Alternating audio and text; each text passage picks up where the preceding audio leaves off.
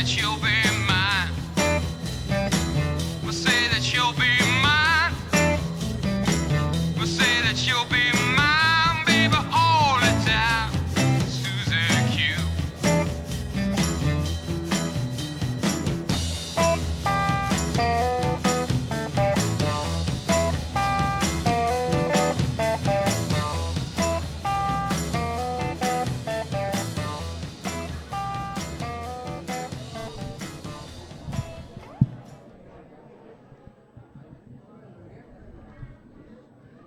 Ladies and gentlemen, in a couple of minutes we're about ready to start, so if you want to grab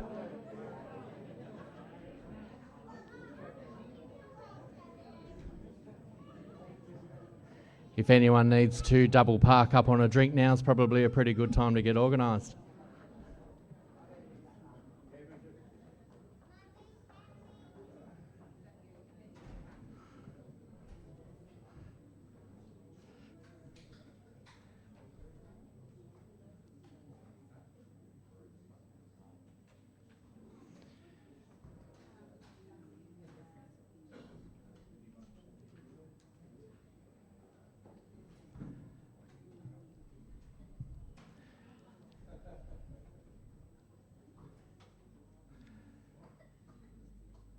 This afternoon, ladies and gentlemen, we meet as a group of people who have had the honour of knowing and loving Susan Smedley, or Sue. We're here today to mourn her death, but also to celebrate her life. And so I welcome each of you as you've gathered here, and we've avoided the rain so far, which is pretty good. My name is Simon, and along with Brendan and indeed all of the staff at Parkside, it's been our privilege to have been invited to care for Sue after her death and to be a part of this service.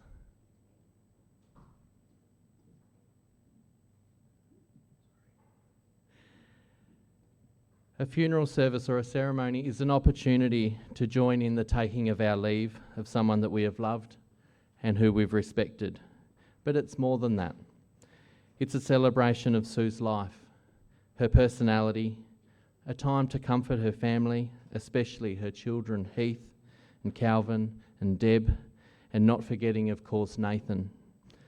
Their partners Rachel, Jess and Sandy, her grandchildren Jax and Vinny, Deegan, Cruz and Kai, Jai, Logan, Tia and Isla, her extended family, her siblings and her friends.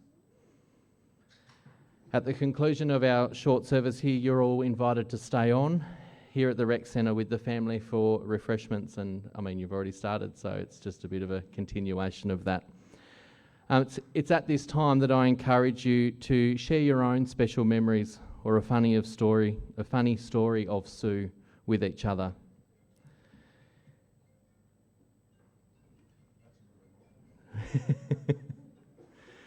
And so just before I invite Jed to come forward and start sharing Sue's eulogy, I'd just like to say, most of you know Sue was an organiser. She had books of notes that she'd jotted down over the years. And so Jed, along with Sue's family, have been busy spending the last few days deciphering some of these notes and have put together Sue's eulogy, which I invite Jed to now come forward and share.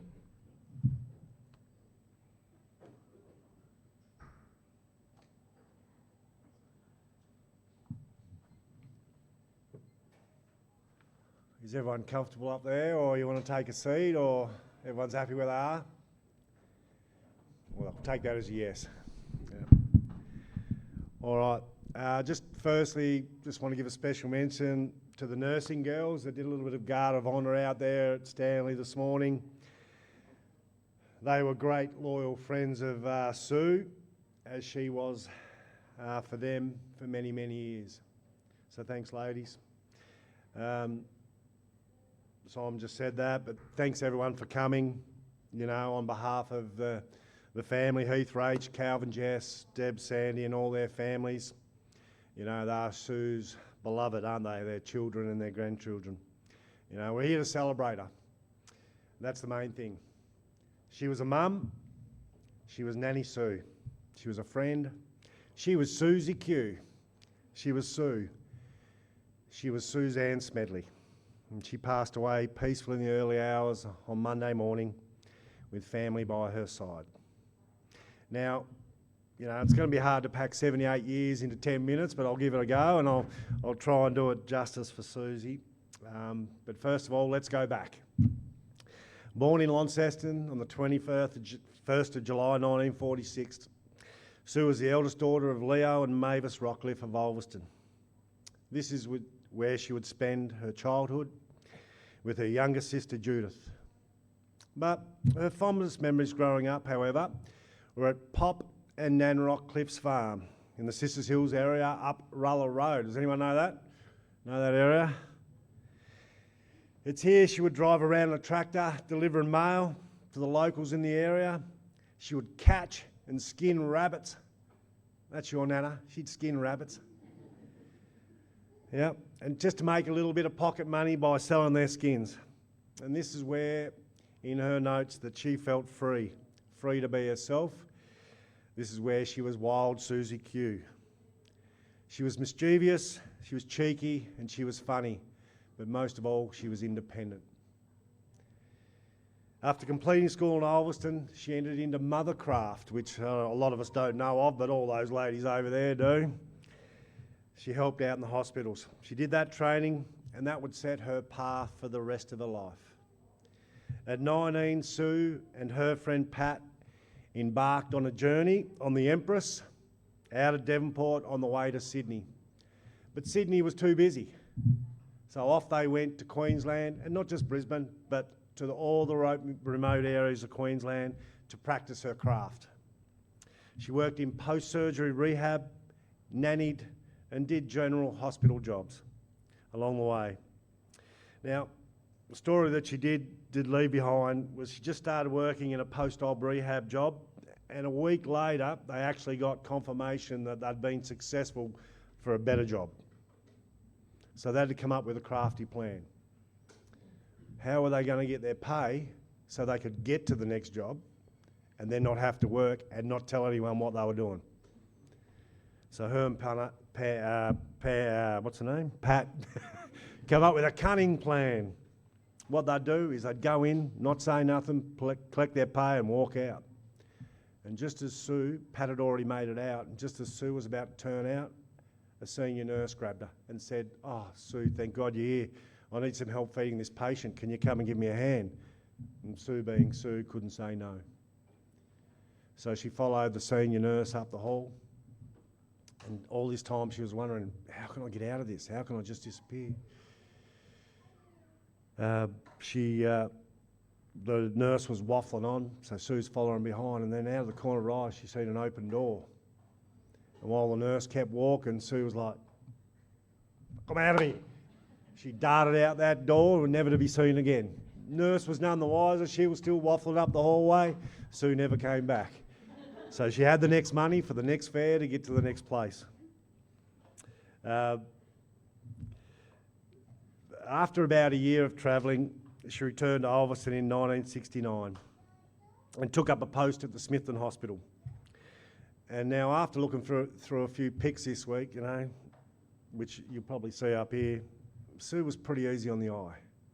She was pretty hot stuff, you know. And that hair, how about that hair? The frizz. Now, I know Nathan got some of it, but I'm not sure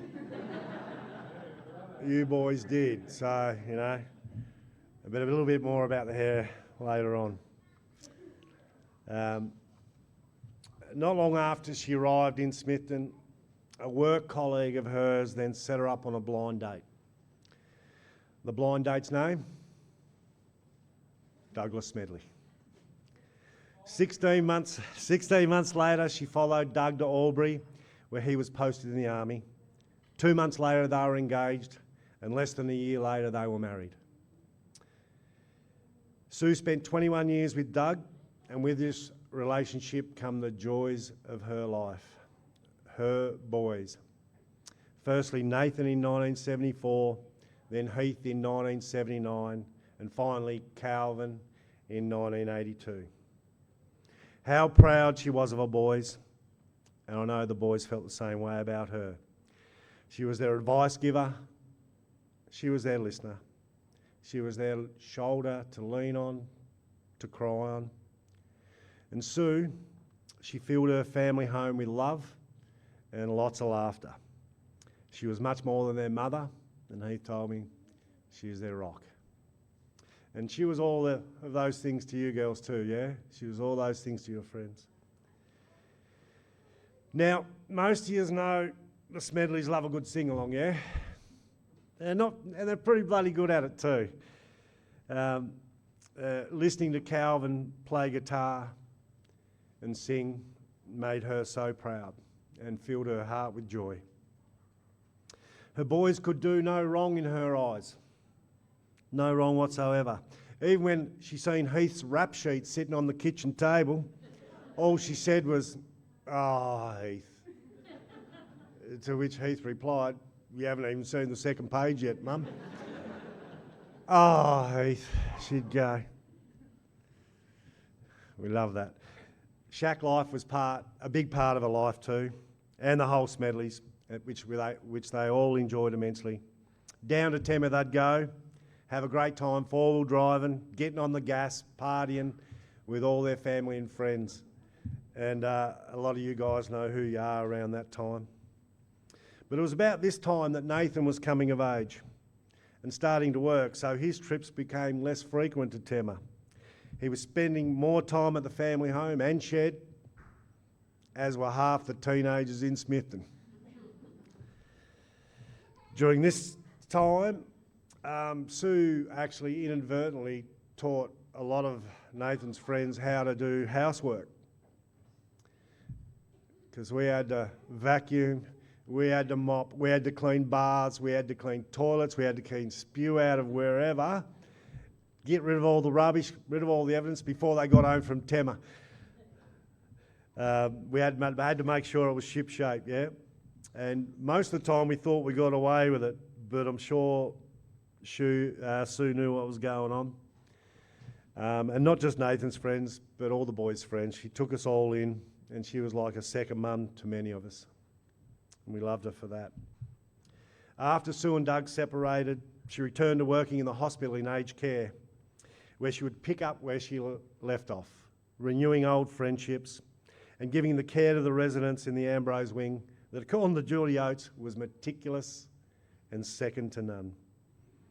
And at this time, she was even rode Harleys in the NT. She was back to being Free Sue. So meticulous in her organisation that to the very end that she's actually planned everything today. The boys didn't have a lot to do, which was just beautiful of her. She loved the laughs. She loved to laugh and had unforgettable times with her workmates. Her work besties in Inika, Julie, Margaret, Evong, among many others, even drinking black velvet coffees on the gas in the wee hours of the night shift over at the hospital, keeping themselves happy. Sure, in this time, Sue had a few suitors battling for her affection. And I'm not sure how that worked out, but none passed the test. And I'm not too sure if having three strapping burly young boys standing at the door watching them come in had anything to do with it, but I'm pretty sure it did. But she was content with the men in her life. She was, her boys.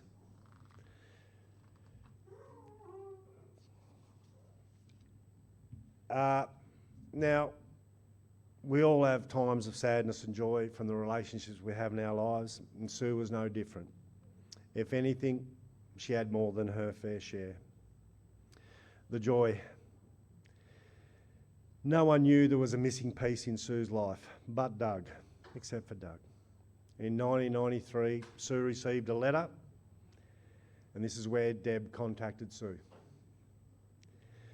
At this time, it really completed her, and her heart and life were filled to the brim.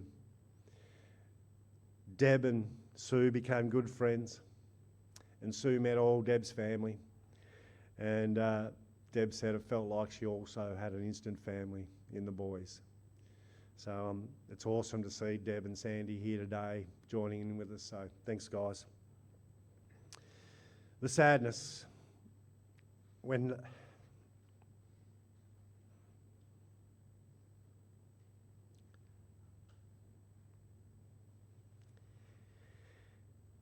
When Nathan passed away in 2003, Sue lost not only a son, but at the time, probably one of her best friends. Whilst Nathan was living away, those two would talk on the phone weekly, if not daily, for hours on end, talking about the going-on of their lives. He was a mummy's boy, and so are these two, don't worry about that. And they had a special bond, and I'm sure that Justin, Woody and Michelle and I were there today to fill the big void left by Nathan. I'm pretty sure that if he was here today, he would have just thrown her on his back and dumped her in there himself, the big fella. So thank you, Sue. We all feel very honoured that you remember those times as we do, with great love and joy. It still hurts. It still hurts, but we remember the good times. Now, this might be a revelation to you all, but there was another Smedley sister. And she's here today. And her name is Michelle Gale. Michelle was a constant for Sue before and most importantly after Nathan died. She would be there on birthdays and anniversaries and lots in between to comfort Sue. She would sit, chat, massage and laugh with Sue right to the very last days. She was a very dear friend of Michelle, and I know, mate, the feeling was very mutual. Her children filled her with love, and they loved her fiercely as well. Again, how proud she was of them. They were all married. They have beautiful families. And a trait of Sue's is that she had a big heart, enough for everyone. And when I look at you, Heath, and I look at you, Calvin, I see it in you and the way you cherish your families. And that's your mum right there. That's her. That's how she lives on within you and us all. Susie Q was hands-on with the grandkids so much that she'd put her body on the line. Whilst playing on the swing with Cruz one day, just after Cruz got off, Sue kept going, giving her a bit of a whirl, and everyone heard this almighty roar of laughter, to which they all turned around to see Sue tits up, legs caught in the swing, lying flat in her back. She was laughing uncontrollably. And that's a Sue thing. If you can't laugh at yourself, who can you laugh at? Cal? You good? I'm just going to ask Calvin to come up. He just wants to have a little say, and Sax, then you're up, mate. We'll finish off. Go on, mate.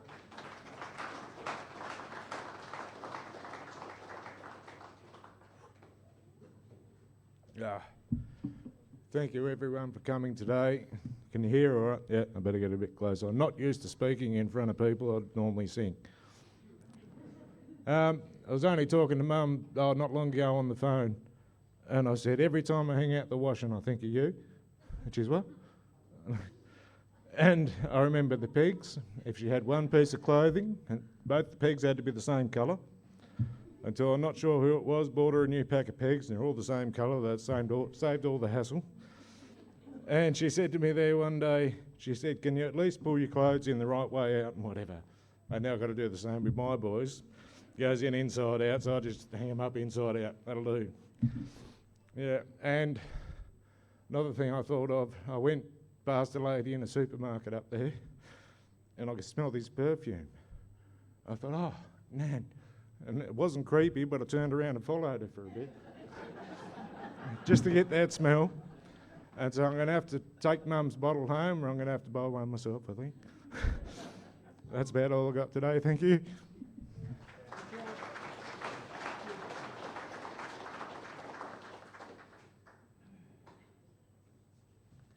Good on you. Good on you, Cow. Crazy man. Heath also recounts a time when he was a bit short on points. He might have got a speeding fine, so Sue took some demerit points for him. And it was only when she had to reapply for a job at the hospital and get a national police check that she realised she had a criminal record, thanks to Heath. She was mortified, but like mother, like son. And one day, like in the latter years, Heath would always have a car and go to pick her up and take her to appointments where she needed to go. And he'd always like to have it nice and clean for her. And this one day, he looked across and Sue's laying back in the seat and she's trying to push herself up and she couldn't get up, so she was just laying there. He's looking over laughing, going, "What's wrong, Mum?" She said, I can't push myself up. And that's when Heath realised he'd tyre shine the floor mats and she's too slippery. So they pulled over for about 5 minutes and just belted himself laughing. So that was beautiful too. Sorry about the language. They laughed till they cried. Another little tidbit there. Saxon's going to read a little letter from Heath and then we'll finish off. Thanks, Sax.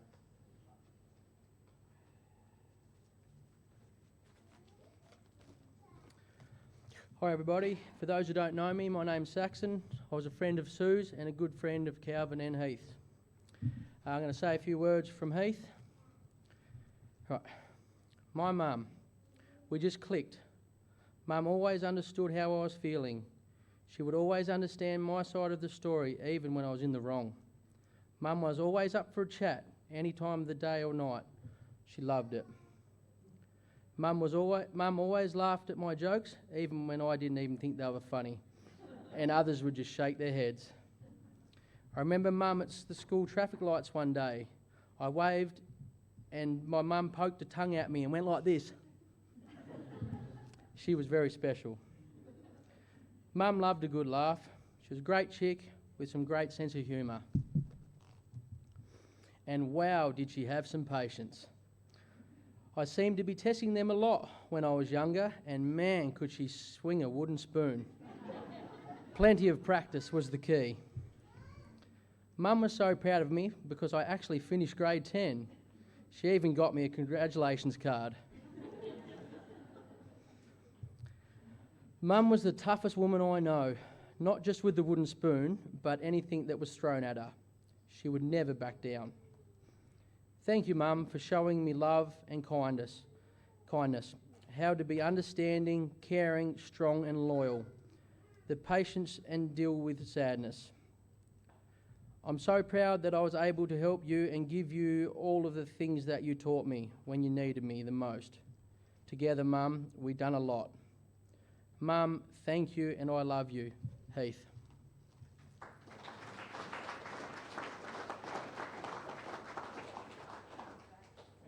Great stuff, Sax. Too soon. In 2014, Sue was diagnosed with Parkinson's. But she was stubborn, we know where the boys got it from, and didn't tell anyone for quite some time. And during this time, Sue added another constant companion in Toby, her little dog. And Heath tells me that Toby actually helped her pull through some tough times, and she loved that little rascal. Through all of this, Sue's sense of humour remained. She missed her dark, curly hair so much. And whilst at Emmett Park, she would make light of her hair and say how she frightened herself when she looked into the mirror and wonder who that wrinkly, grey-headed old lady was looking back. Yeah, I think we can all sort of relate to that in some way. But she eased the mood around her with laughter. She battled on as bravely as she could, and she stayed as long as she could to watch her children dote over their families as she had done with them. Our friends and family help shape who we are, and Sue has done this for all of us, and we now carry that with us forever. I choose to believe, and I'm sure, that Nathan was waiting at the gate. And if you knew Nathan, he'd probably break the bloody thing somehow. Saying, "What took you so long, Mum?" The music will be playing, the dancing would have begun, and the singing would be loud. And she'd be dancing with all those who she lost along the way. So thank you, Sue. Thank you for enriching our lives. Thank you for caring for and loving us. Thank you for listening to us. And thank you for giving us a shoulder to lean on. and most of all, a friend to laugh with.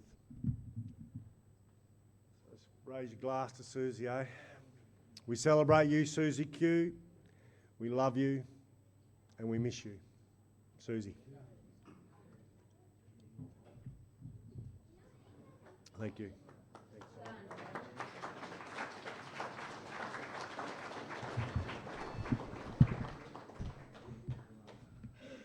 Thanks, Jed. Would there be anyone else that would like to come forward and share a quick story or a memory with us before we move on? All good. What awesome memories you have of Sue, and what light, what fun, and what laughter she has shone into all of our lives.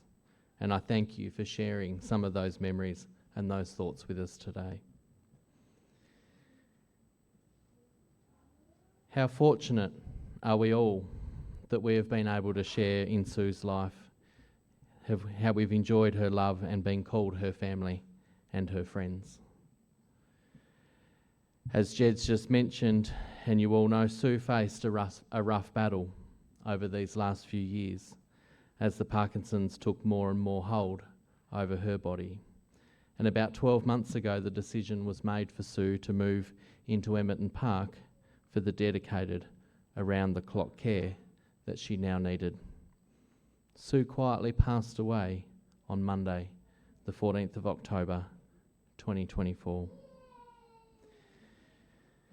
I'd like to offer a few words of thanks, and firstly, I'd like to thank all of Sue's family, her friends, and her friends who have become her family, for the support, the friendship, the visits, the listening ears over these last years.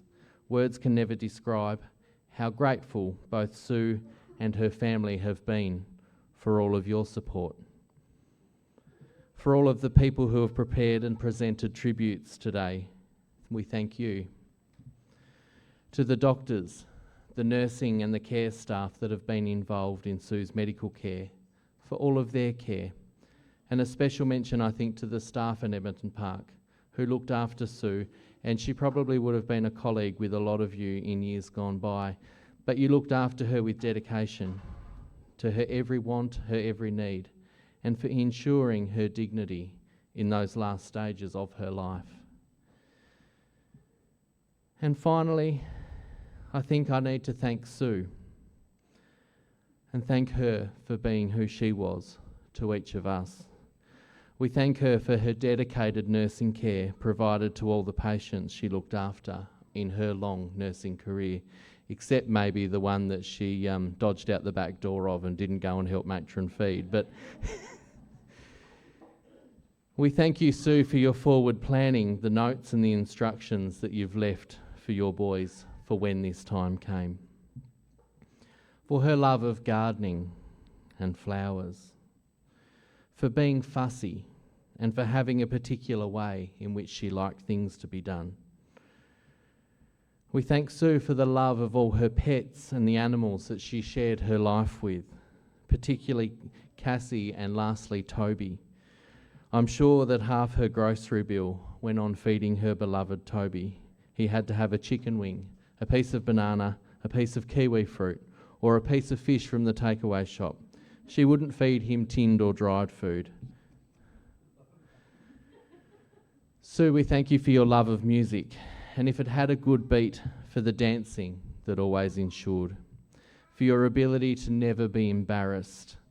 I heard there was a few times where driving down the street, the grandkids would unwind the windows and start yelling things out at the passers-by. But Sue never got embarrassed or cranky. She just joined in. Sue, Sue, we thank you for the love of your family, your children, your grandchildren, for raising three. And I did have, I'm guessing, but it's not anymore because we've heard the stories, for raising three fairly lively boys who I'm sure at times kept you on your toes, for the reconnecting with Deb after all those hard years spent apart. And finally, Sue, we thank you for fighting to stay here with us for as long as you could. Ladies and gentlemen, this concludes our official time here together this afternoon. I'm sure it's going to linger on for a fair bit longer yet. But as we finish today, we've got some photos that are going to play through, and they're going to pretty much continue going all afternoon. So please, if you don't want to watch them now, take a few moments to spend some time and have a look at Sue with all her fancy hairstyles and all of the good stuff. So yeah, grab a drink, settle in, and spend some time together.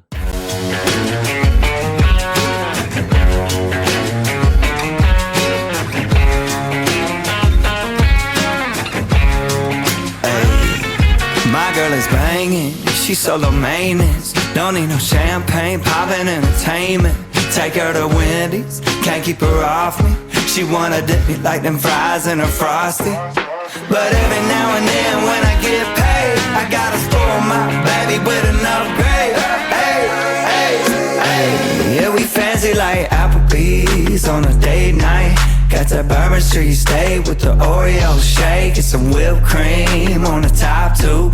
2 straws, 1 check, girl, I got you. Bougie like Natty in the styrofoam. Squeaking in the truck bed all the way home. Some Alabama jammer, she my Dixieland delight. That's how we do, fancy like. Fancy like, fancy like, fancy like. Don't need no Tesla to impress her. My girl is happy, rolling on a Vespa. Don't need no mansion to get romancing. She's super fine, double wide, slow dancing. But every now and then when I get paid, I gotta spoil my baby with an upgrade. Hey, hey, hey. Yeah, we fancy like Applebee's on a date night. Got that Bourbon Street steak with the Oreo shake and some whipped cream on the top two. 2 straws, 1 check, girl, I got you. Bougie like Natty in the styrofoam. Squeaking in the truck bed all the way home. Some Alabama jammer, she my Dixieland delight. That's how we do, fancy like my new clean blue jeans without the holes in them. Country kisses on my lips without the skull in them. Yeah, she probably gonna be keeping some Victoria's Secrets. Maybe a little Maybelline, but she don't need it. In the kitchen like radio slows down. Box wine, then her updo goes down. Hey, yeah, we fancy like Applebee's on a date night. Got that Bourbon Street steak with the Oreo shake and some whipped cream on the top two. 2 straws, 1 check, girl, I got you. Bougie like Natty in the styrofoam. Squeaking in the truck bed all the way home. Some Alabama jammer, she my Dixieland delight. That's how we do, fancy like.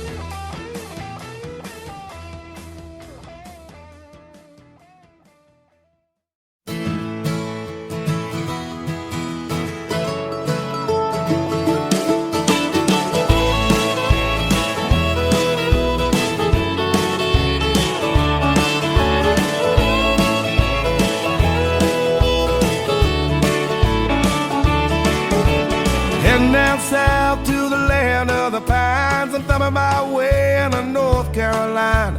Staring up the road and pray to God I see headlights. I made it down the coast in 17 hours, picking me a bouquet of dogwood flowers. And I'm hoping for Raleigh I can see my baby tonight. So rock me, mama, like a wagon wheel. Rock me, mama, any way you feel. Hey, mama, rock me. Rock me, mama, like the wind and the rain. Rock me, mama, like a southbound train. Hey, mama, rock me.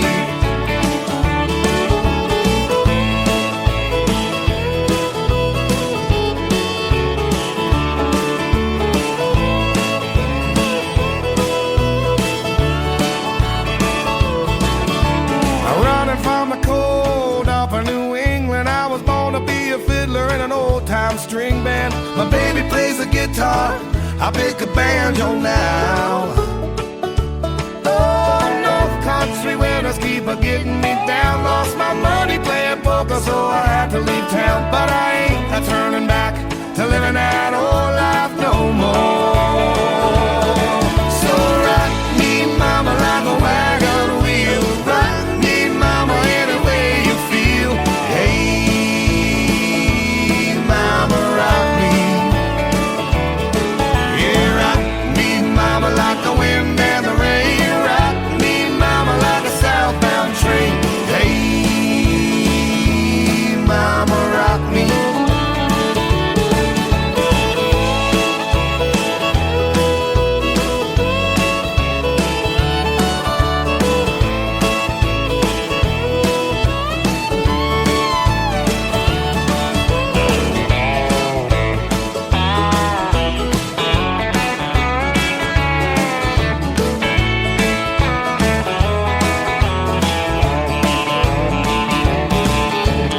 Walking to the south out of Roanoke, I caught a trucker out of Philly, had a nice long toke.